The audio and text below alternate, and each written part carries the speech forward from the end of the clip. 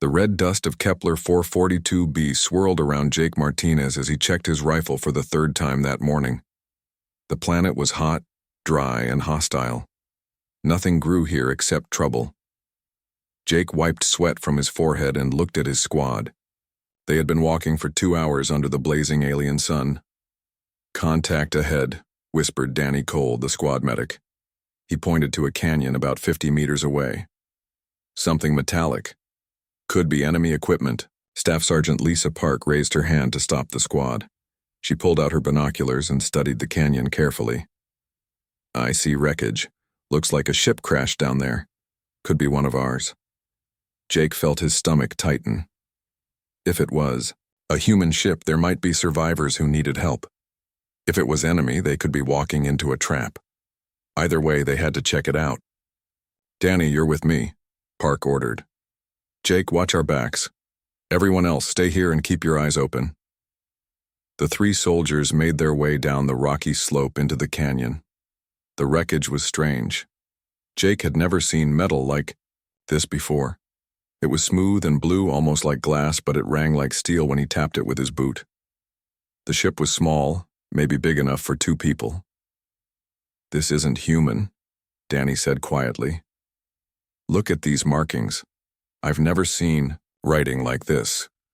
Jake walked around the crashed vessel. Part of it had been torn open by the impact. Inside he could see what looked like a control room, but the buttons and screens were all wrong. Everything was too small, too delicate. Then he heard it. A soft sound, like crying. "There's someone alive in there," Jake said. He moved toward the opening in the ship's hull.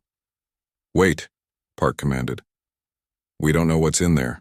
Could be dangerous." But Jake was already looking inside. What he saw made him forget every order he had ever been given. A girl lay crumpled against the far wall of the ship. She looked young, maybe 16 years old, but her skin was blue. Not human blue from cold or sickness, but a beautiful deep blue like the ocean. Silver blood covered her arms and face. Her breathing was weak and painful. "She's hurt bad," Jake called to the others. "We need to help her." "That's not human," Park said, climbing into the ship behind him. "We should report this to command. First." The blue girl opened her eyes.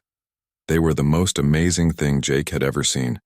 They shifted from deep purple to bright gold, like they had light inside them. She looked at Jake and tried to speak, but the words were not in any language he knew. "Please," Jake said to Park. "Look at her. She's just a kid. She's dying." Danny joined them in the ship. He looked at the girl and shook his head. "I don't know if our medicine will work on her. Her body is completely different from ours." The girl tried to sit up but fell back with a cry of pain. She looked at Jake again and reached out her hand toward him. Her fingers were long and thin, with skin that seemed to sparkle in the dim light. "We have to try," Jake said. He knelt down beside her and gently took her hand. Her skin was warm, and he felt a strange tingling sensation when they touched. "This is against regulations," Park warned. "We're supposed to report alien contact immediately." "Regulations can wait," Jake replied. "Danny, what can you do for her?" Danny opened his medical kit and began to examine the girl. Her anatomy was similar to humans but different in important ways. Her heart beat faster than a human heart should. Her blood was silver instead of red. But she was clearly in pain and losing strength quickly. "I can try to stop the bleeding," Danny said. "But I don't know what else to do. Her body chemistry is nothing like ours." Jake watched as Danny worked. The girl kept looking at him with those strange, beautiful eyes. She seemed to understand that he was trying to help her. She spoke again in her alien language, and this time, her voice was softer, almost musical. "What's your name?" Jake asked her, even though he knew she wouldn't understand. She tilted her head and listened to his words. Then she pointed to herself and said something that sounded like, "Zara." "Zara," Jake repeated. The girl smiled weakly and nodded. Danny managed to bandage her worst wounds, but she was still very weak. "I've done what I can," he said. "But she needs real medical care, the kind we don't have out here." Suddenly, Zara gripped Jake's arm tightly. Her eyes went wide with fear and she pointed toward the canyon entrance. She said something urgent in her language. "What is it?" Jake asked. Before anyone could answer, the sound of gunfire echoed through the canyon. Enemy soldiers had found them. "Contact! Contact!" Park shouted into her radio. "We're under attack in the canyon." More shots rang out. Jake could hear bullets hitting the rocks above them. They were trapped in the crashed ship with an injured alien girl and no way out. "We need to move," Park said. "Leave the alien. We have to get out of here." "No," Jake said firmly. "We're not leaving her." Zara struggled to stand up. Despite her injuries, she seemed to understand the danger. She placed her hands on the wall of her ship and closed her eyes. The blue metal began to glow with soft light. Jake felt the tingling sensation again, stronger this time. The air around them shimmered, and suddenly a barrier of blue energy appeared at the opening of the ship. Enemy bullets hit the barrier and bounced off harmlessly. "What the hell?" Danny whispered. Zara looked at Jake and smiled. Then she reached out and touched his wounded arm where a bullet had grazed him during their retreat into the canyon. Warmth flowed from her fingers and the pain disappeared. When she took her hand away, the wound was completely healed. "Impossible," Park breathed.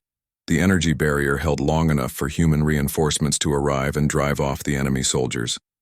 When the shooting stopped, Zara's strength finally gave out. She collapsed against Jake, barely conscious. "It's okay," Jake told her. "You're safe now." Zara looked up at him one last time. She placed her hand on his forehead, and suddenly Jake could understand her words as if she was speaking directly into his mind. "I will remember your kindness, Jake Martinez of Earth," she said. "When the time comes, I will return this debt." Before Jake could respond, brilliant blue light filled the ship. The light was so bright that Jake had to close his eyes. When he opened them again, Zara was gone. Only the faint smell of flowers remained where she had been lying. Jake stared at the empty space where the blue girl had been. His arm, where she had healed him, still felt warm. In his mind, he could still hear her voice promising to return. "What do we put in the report?" Danny asked quietly. Park looked around the empty alien ship. "Alien contact. Subject disappeared. Recommend further investigation." But Jake knew that no investigation would find Zara. She had returned to wherever she came from, taking with her the memory of 3 human soldiers who had chosen to save a stranger's life instead of following orders. 10 years would pass before Jake learned the true cost of that choice. 10 years had changed Jake Martinez in ways he never expected. The young Marine who had saved an alien girl was now a civilian, floating through the asteroid belt in a beat-up salvage ship called the Wanderer. His military days were behind him, buried under paperwork and classified stamps that no one wanted to talk about. "Jake, you need to see this," called Katie Stone from the cockpit. She was his business partner, a former Navy engineer who could fix anything that flew through space. Her voice carried a worry that made Jake's stomach tighten. Jake floated over to where Katie sat staring at the communications panel. Her face was pale, and her hand shook slightly as she pointed at the screen. "What am I looking at?" Jake asked. "Emergency broadcast from Earth Command," Katie said. "They're calling all civilian ships back to port immediately. No exceptions." Jake frowned. "What kind of emergency?" Katie switched the display to show a live feed from the outer system sensors. What Jake saw made his breath catch in his throat. Massive ships hung in space around Earth, ships unlike anything humanity had ever built. They were beautiful and terrifying at the same time, made of what looked like blue crystal that bent light around it in impossible ways. "How many?" Jake whispered. "Hundreds," Katie replied. "They appeared 3 hours ago, all at once. They're not attacking, but they're not communicating either. They're just waiting." Jake studied the alien ships on the screen. Something about them seemed familiar, but he couldn't place what it was. The blue crystal construction reminded him of something from long ago, something important. "There's more," Katie said. She switched to another channel. "Listen to this." The voice of Admiral Chris Baker filled the small cockpit. He sounded tired and stressed. "All vessels are ordered to return to port immediately. We are currently in first contact with an unknown alien civilization. This is not a drill. Repeat, this is not a drill. First contact, Jake muttered. After all these years. The communication panel beeped with an incoming message. Katie answered it automatically. Salvage vessel Wanderer, go ahead. This is Earth Command Control, came the reply. Is Jake Martinez aboard your vessel? Jake and Katie looked at each other in surprise. This is Jake Martinez, he replied carefully. What do you need? Mr. Martinez, you are ordered to report to Earth Command immediately. Admiral Baker requests your presence for urgent consultation regarding first contact protocols. I think there's been a mistake, Jake said. I'm just a salvage operator. I don't know anything about first contact. Sir, the alien ships have specifically requested to speak with Jake Martinez of Earth. You are the only Jake Martinez in our system who has previous alien contact in his service record. Jake felt the blood drain from his face. Katie stared at him with wide eyes. Previous alien contact? She whispered. That's classified, Jake told the communication panel. Not anymore, sir. Please set course for Earth immediately. You have priority. Clearance through all military zones. The channel went silent. Jake and Katie sat in the quiet cockpit, listening only to the hum of the ship's engines. Finally, Katie spoke. Jake, what the hell is going on? What alien contact? Jake sighed and rubbed his forehead. He had never told Katie about Kepler 442b. The whole incident had been classified, and he had learned to keep quiet about things the military didn't want discussed. 10 years ago, my squad found a crashed alien ship, he said slowly. There was a girl inside. She was hurt, and we helped her. Then she disappeared. That's it? Katie asked. You helped someone, and now an alien fleet wants to talk to you? She wasn't human, Katie. She was blue with silver blood and eyes that changed color. She could do things, impossible things. She healed a bullet wound just by touching it. Katie was quiet for a long moment. And you think she's back? I don't know. Maybe. She said something before she left. She promised to return the favor, someday. The communication panel crackled to life again. This time the voice was different. It was Admiral Baker himself. Jake Martinez, this is Admiral Baker. I need you to listen very carefully. The alien ships are not responding to any of our communications. They've been silent for 3 hours, but 30 minutes ago they sent a single message. It was in perfect English and it asked for you by name. Jake felt his hands start to shake. What did the message say? It said, "Tell Jake Martinez that Zara has returned to honor her promise. He will understand." The name hit Jake like a physical blow. Zara, the blue girl with the purple and gold eyes, the one who had touched his mind and promised to remember his kindness. Admiral, Jake said, trying to keep his voice steady, I think I need to tell you some things about my time on Kepler 442b. Save it for the briefing, Baker replied. Right now, I need to know if you think these aliens are hostile. Jake thought about Zara's gentle touch when she healed his arm. He remembered the way she had looked at him with gratitude and something else. Respect, maybe. Or friendship. No, sir, he said finally. I don't think they're here to hurt us. Good. Because they have enough firepower to turn every planet in the system into dust.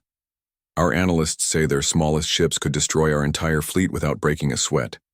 Katie grabbed Jake's arm. If they're that powerful, why are they asking for you? What makes you so special? I'm not special, Jake said. I just did what anyone would do. I helped someone who needed help. Apparently that meant more to them than you realized, Admiral Baker said through the communication system. Jake, I need you to get to Earth as fast as you can. Humanity's first contact with an alien civilization is depending on a conversation between you and someone you met 10 years ago. What if I can't help? Jake asked. What if she's not the same person I remember? Then we'll figure something else out, Baker replied. But right now, you're our only connection to the most powerful military force humanity has ever encountered. The President herself has authorized me to give you anything you need. Jake looked out the viewport at the distant stars. Somewhere out there, Zara was waiting for him. The frightened, injured girl he had saved was now commanding a fleet that could destroy Earth without effort. But she had come in peace, asking for him by name. "Katie," he said.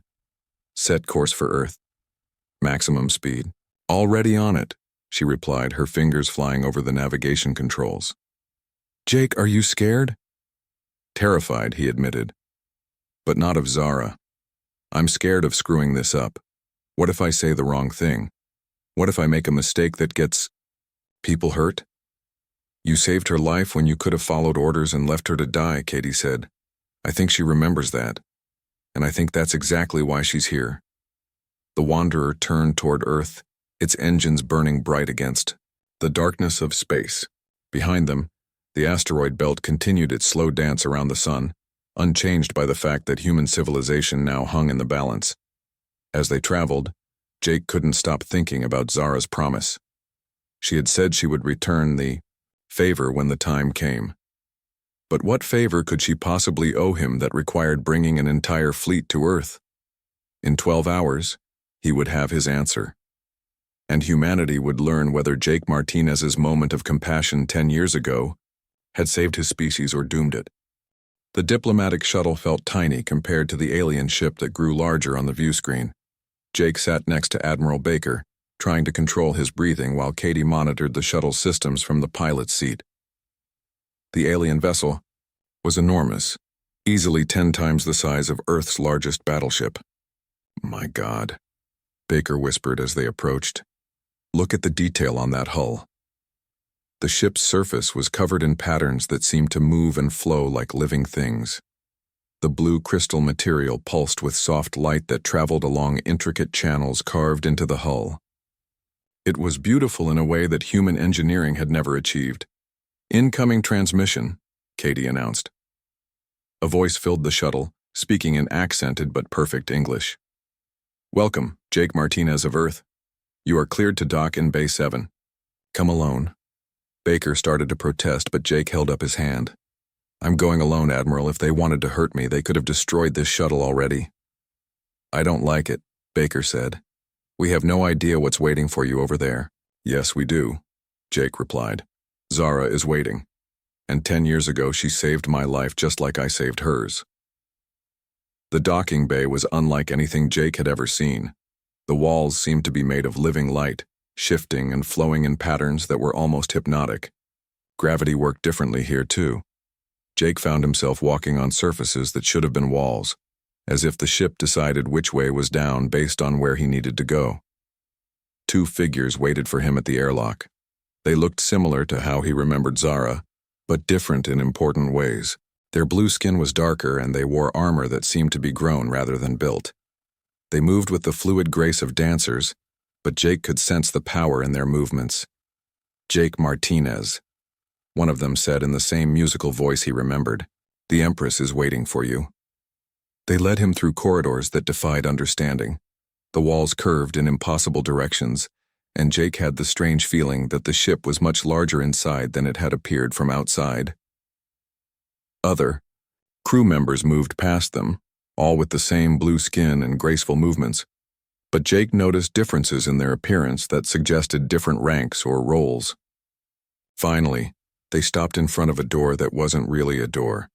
It was more like a wall of flowing water that somehow didn't spill onto the floor. His guides gestured for him to walk through it. Jake took a deep breath and stepped forward.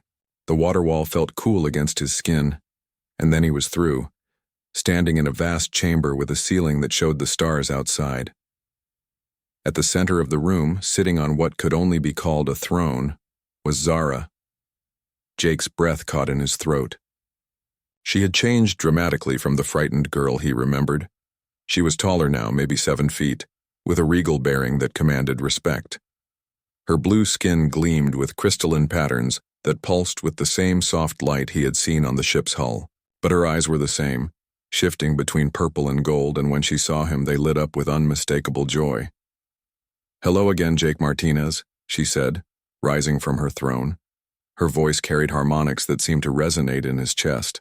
"I told you I would remember, Zara," Jake said, and was surprised at how emotional his voice sounded. "You look Different. She smiled, and it was the same gentle smile he remembered from the crashed ship. 10 years is a long time. I have learned much since you saved my life. The others called you Empress, Jake said. Empress Zara Thul Vexnari of the Ethereal Dominion, she replied with a slight bow of her head. But to you, I will always be the frightened girl you chose to save instead of following your orders. Jake looked around the vast chamber, taking in the obvious wealth and power it represented. The Ethereal Dominion? How big is your empire? We span 12 galaxies, Zara said simply. 300 billion stars bow to my authority. The number was so large that Jake couldn't really comprehend it. He tried to picture 12 entire galaxies worth of worlds and people, all following the commands of the blue girl he had bandaged in a crashed ship. Why are you here, Zara? He asked. What favor could you possibly owe me that requires bringing a fleet to Earth? Zara's expression grew serious. She gestured for him to sit in a chair that formed itself out of the flowing floor. 10 years ago, my people had already decided the fate of your world, Jake. Earth was scheduled for resource extraction. Your species would have been relocated to preserve some genetic diversity, but your civilization would have ended. Jake felt cold dread spreading through his chest. Would have been? Your kindness to me changed everything, Zara continued. When I returned to my people, I told them about the human who risked his life to save a stranger. They didn't believe me at first. Compassion for other species is rare in the galaxy. So you studied us? Jake asked. Extensively. I convinced the Dominion to delay the extraction and observe your people instead. What we found challenged every assumption we had about primitive civilizations. Zara waved her hand and the air around them filled with images. Jake saw scenes of human history, soldiers helping enemies, doctors treating patients regardless of nationality, strangers rushing into burning buildings to save people they had never met. Humans possess something that is almost extinct among advanced civilizations, Zara explained. You call it compassion, but it's more than that. It's the instinct to protect others even when it offers no benefit to yourself, even when it's dangerous. Other species don't have that? Jake asked. Most lose it as they develop technology and spread across the stars. Survival becomes about efficiency and resource management. The weak are abandoned because helping them wastes energy that could be used for expansion. Jake thought about his time in the military, about all the soldiers he had known who would charge into enemy fire to save a wounded comrade. That's just being human. Exactly, Zara said with a smile. And that's why I'm here. The Dominion has decided to offer your species something we have never offered before, full membership as equals. What does that mean? It means humanity would join the Ethereal Dominion not as subjects but as partners. Your people would have access to our technology, our protection, and our trade networks. In return, you would contribute your unique perspective and abilities to the greater civilization. Jake struggled to process what she was saying.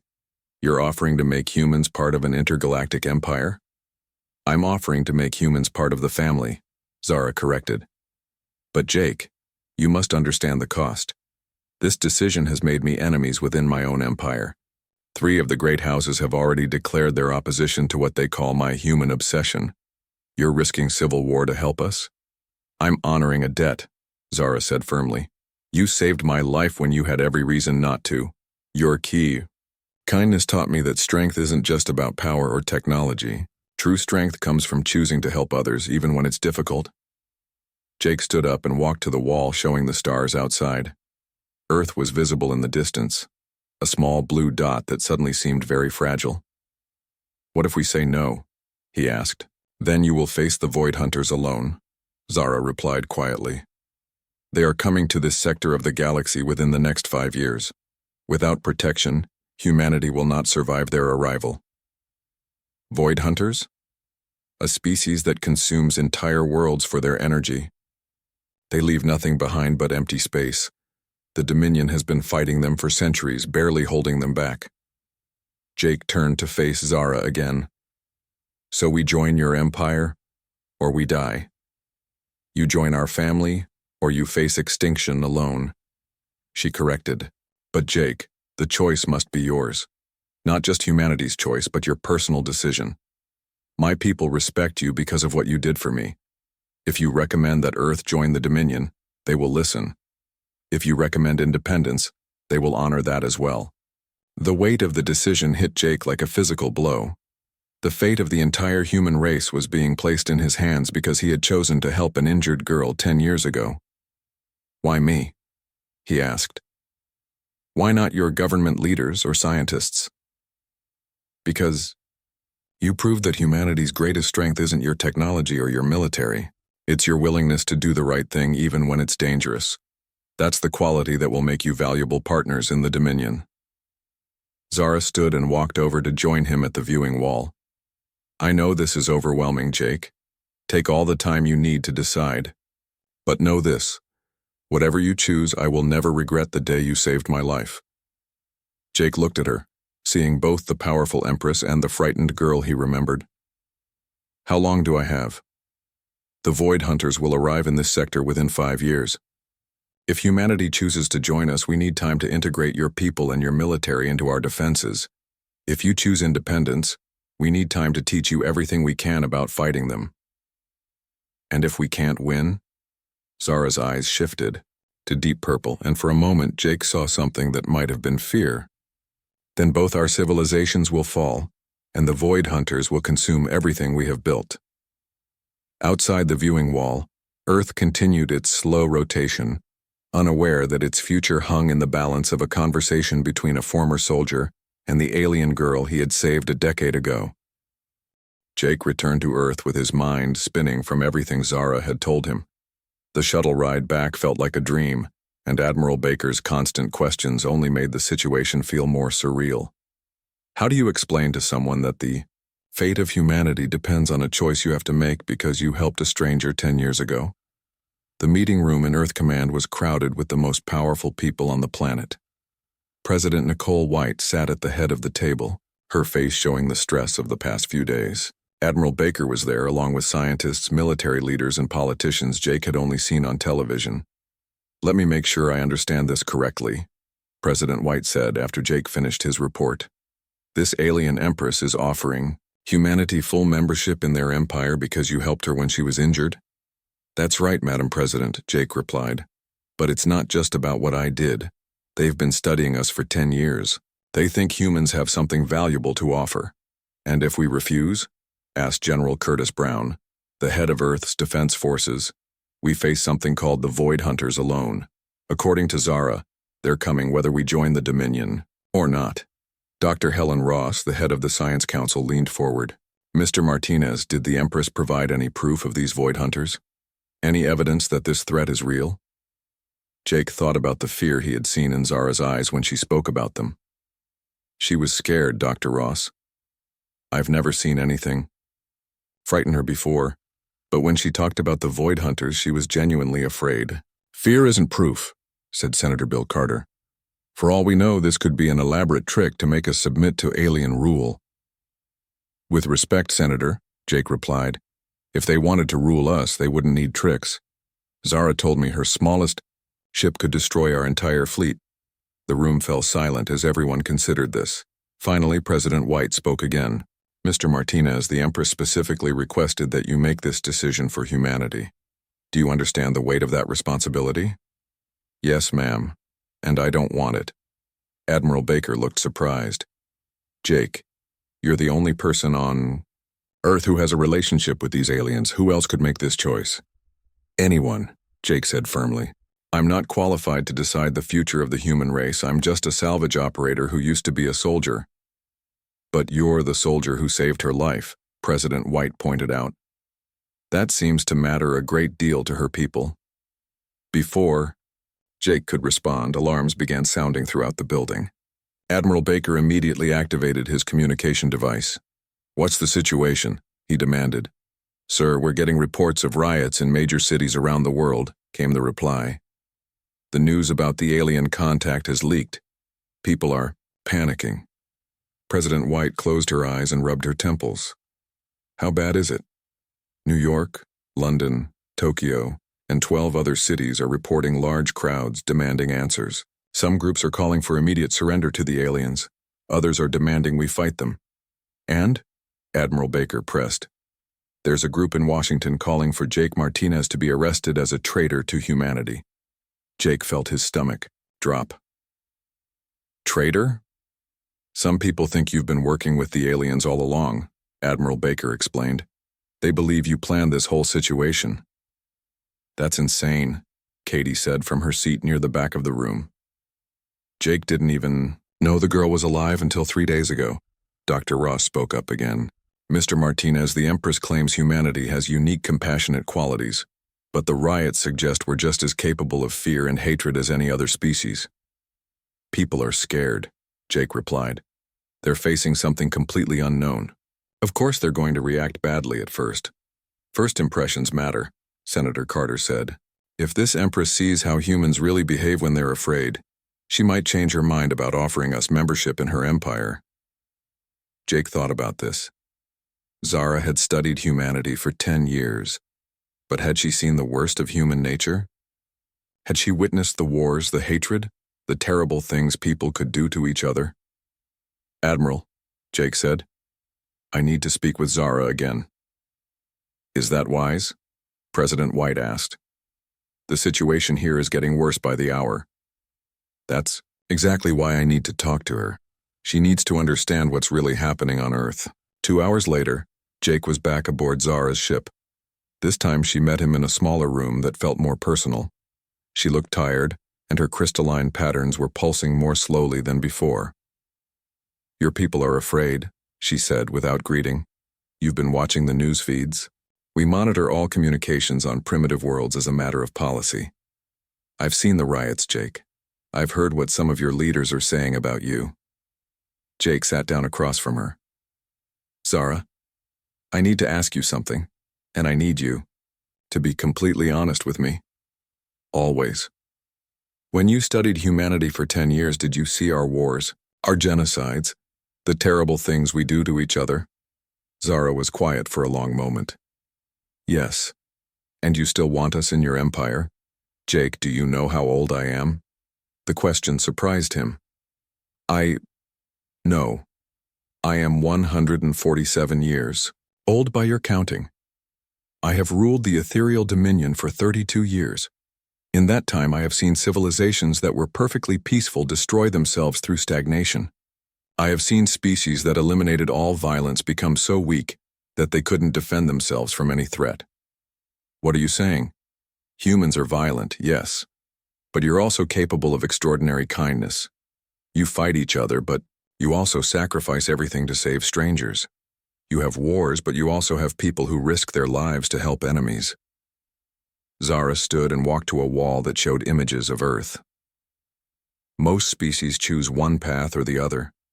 They become completely peaceful and weak, or completely aggressive and destructive. Humans have somehow managed to be both compassionate and fierce. That combination is incredibly rare. The riots don't exactly show our compassionate side, Jake pointed out. No, but your presence here does.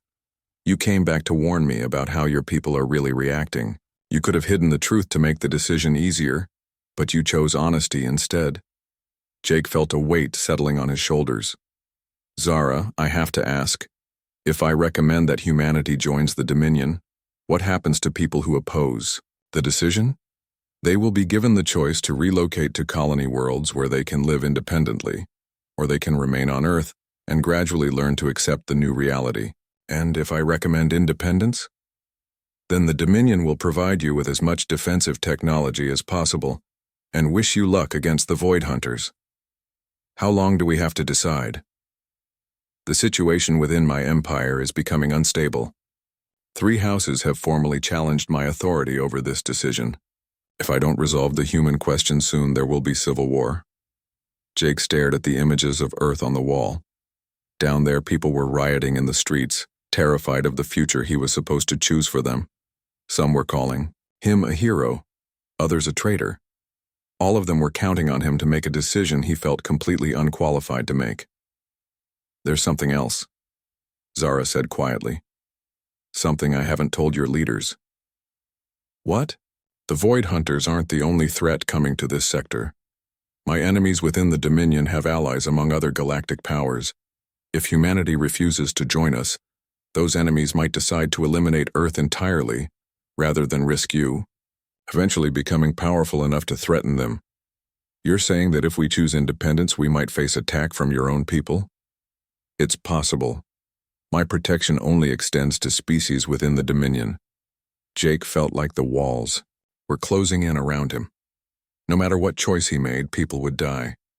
If he chose to join the Dominion, humanity would lose its independence. If he chose to remain free, humanity might face extinction from multiple directions. Jake, Zara said softly, I know this is an impossible decision, but I need you to understand something. Whatever you choose, I will support it. If you decide that humanity should remain independent, I will give you every weapon and piece of technology I can without starting a civil war in my own empire. And if I choose to join, then humanity will have the full protection and resources of the ethereal Dominion, but you will also inherit our enemies and our problems. Jake looked at Zara, seeing the weight of command in her strange, beautiful eyes. She ruled an empire spanning 12 galaxies, but she was asking a former human soldier to make one of the most important decisions in galactic history. How much time do I have? He asked.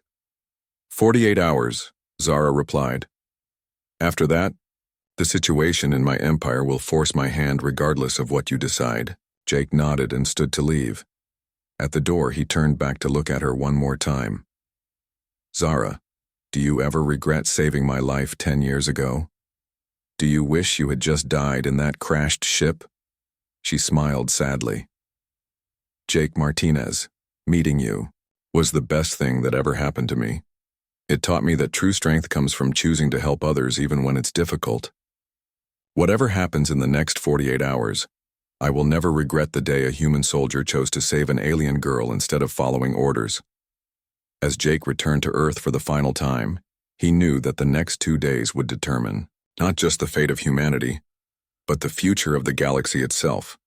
Jake stood in the war room at Earth Command, surrounded by maps and tactical displays that showed the positions of both human and alien forces.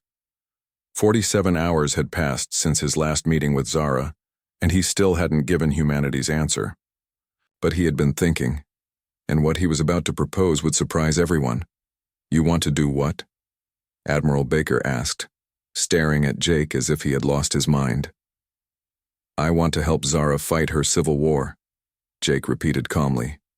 Instead of accepting or refusing her offer, we prove that humans can be valuable allies. President White leaned back in her chair. Mr. Martinez, you're talking about involving humanity in an alien conflict we don't understand, using technology we've never seen before. With respect, Madam President, we're already involved. If Zara's enemies win, they'll destroy Earth just to spite her. If she wins, but we've refused her offer, we still face the Void Hunters alone in 5 years. Katie spoke up from her position at the technical console. Jake's right about one thing. I've been studying the data Zara provided about Dominion technology. If we can adapt even small parts of it to our existing military systems, we'd have a huge advantage. General Brown looked skeptical. You're assuming our tactics would work against alien opponents. Their technology is centuries ahead of ours. That's exactly why it might work, Jake replied. Zara told me that most advanced civilizations fight using predictable patterns based on overwhelming technological superiority. Humans excel at improvisation and unconventional tactics, Dr. Ross brought up a holographic display showing the alien fleet positions. According to the intelligence Empress Zara provided, her enemies have numerical superiority, 3 houses against 1, with comparable technology levels.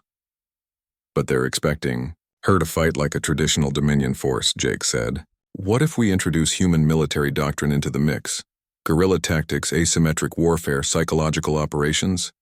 Admiral Baker studied the tactical display. It's insane. We'd be putting human lives at risk in a conflict between aliens. We'd be proving that humanity deserves to stand as equals with the most advanced civilization in the galaxy, Jake countered. If we can help Zara win this civil war, we demonstrate our value as allies rather than subjects. President White was quiet for several minutes. considering the proposal. Finally, she spoke. Mr. Martinez, if we agree to this plan, what exactly are you proposing? A joint task force. Human ships equipped with Dominion technology, commanded by human officers using human tactics.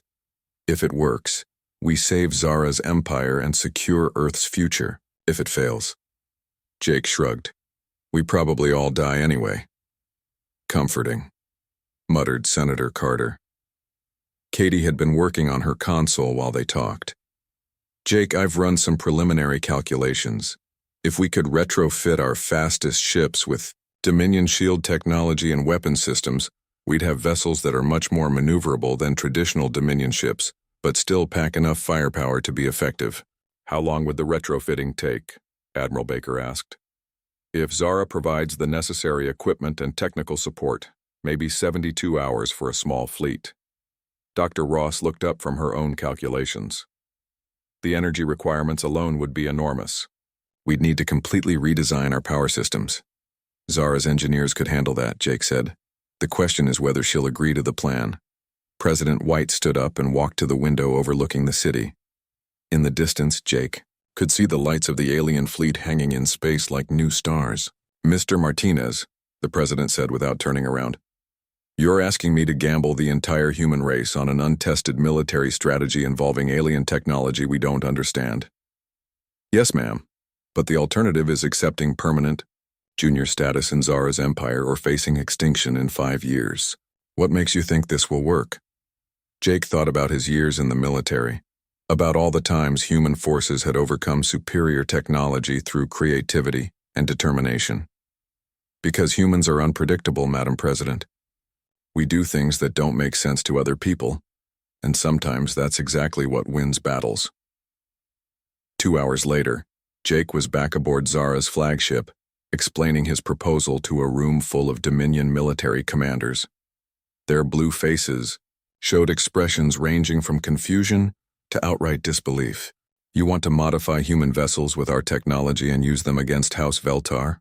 Asked Commander Thexnall, Zara's chief military advisor. That's the basic idea, Jake confirmed. Human ships are smaller and more agile than yours. With Dominion weapons and shields, they could serve as fast attack vessels while your main fleet provides heavy support. Human tactical doctrine is completely unknown to our enemies, Zara added thoughtfully. It might provide the element of surprise we need. Empress, with respect, humans are a primitive species with no experience in space warfare, another commander objected. They would be slaughtered in their first engagement. Would they? Zara asked. Commander, what is the first rule of Dominion naval combat? Establish technological superiority, then advance with overwhelming force, the commander replied automatically. And what do humans do when faced with overwhelming force? Jake smiled. We adapt. We improvise. We find a way to turn the enemy's advantages against them. Zara nodded. House Veltar expects me to follow traditional doctrine. They've positioned their forces to counter a standard Dominion assault. But they have no idea how to counter human creativity. The debate continued for another hour, but eventually Zara's commanders agreed to the plan.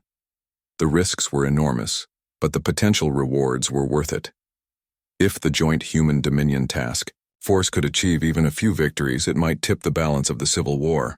3 days later, Captain Ryan Hayes stood on the bridge of the Earth vessel Freedom, watching as Dominion engineers made final adjustments to his ship's new weapon systems. He was one of Earth's best naval commanders, but he had never commanded anything like this before. How are we looking, Katie? He asked over the communication system. All systems green, Katie replied from the engine room. The power coupling is holding steady, and the shield generators are operating within normal parameters. The Freedom was the first of 12 human ships that had been retrofitted with Dominion technology. They were faster and more maneuverable than any Dominion vessel, but they could only sustain heavy combat for short periods before their hybrid systems began to overload. Captain Hayes, came Zara's voice over the communication channel. Are your ships ready to begin the operation? As ready as we'll ever be, Empress, Ryan replied. What's our target? House Veltar has established a supply depot in the Rigel system. It's heavily defended, but the defenders expect a frontal assault by capital ships. You'll approach from the asteroid belt and hit them with fast strikes before they can organize a proper response. Lieutenant Emma Clark, Ryan's tactical officer, studied the approaching battle zone. Captain, I'm reading 43 enemy vessels defending the depot. We have 12 ships. Traditional odds would suggest retreat, Ryan said with a grin. Good thing we're not fighting traditionally. Emma, prepare the Murphy Protocol. The Murphy Protocol was Jake's contribution to the mission planning. It was based on the military principle that anything that can go wrong will go wrong, so you might as well plan for chaos from the beginning. Instead of trying to maintain formation and coordination, each human ship would operate independently, striking targets of opportunity and withdrawing before the enemy could respond effectively. All ships, this is Freedom Actual, Ryan announced. Remember, we're not trying to win a traditional battle. We're trying to create enough chaos and confusion to let the Empress's main fleet break through their lines.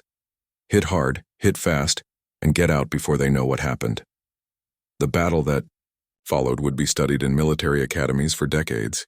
Human ships darted in and out of the asteroid field like angry wasps, appearing suddenly to destroy supply convoys and communication arrays before vanishing again. Dominion forces tried to respond with traditional tactics, but their massive ships were too slow and cumbersome to catch the human vessels. Within 6 hours, the supply depot was in ruins, and House Veltar's local fleet was in complete disarray. The human task force had lost only 2 ships while destroying or disabling 31 enemy vessels. Empress, Ryan reported as his battered fleet regrouped near Zara's flagship. The depot is neutralized. Enemy forces are in full retreat. Outstanding work, Captain Hayes, Zara replied. Your tactics exceeded all expectations. The victory at Rigel was just the beginning. Over the next 3 weeks, the joint human Dominion force won a series of stunning victories against Zara's enemies. Human unpredictability, combined with Dominion technology, proved to be a devastatingly effective combination. The final battle took place near the Dominion capital world, where the combined fleets of Houses Veltar, Nexmoor, and Thisak had gathered for a last desperate assault on Zara's throne world.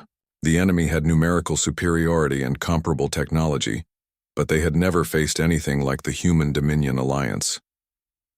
Jake found himself aboard the Freedom for the final engagement, serving as tactical advisor to Captain Hayes.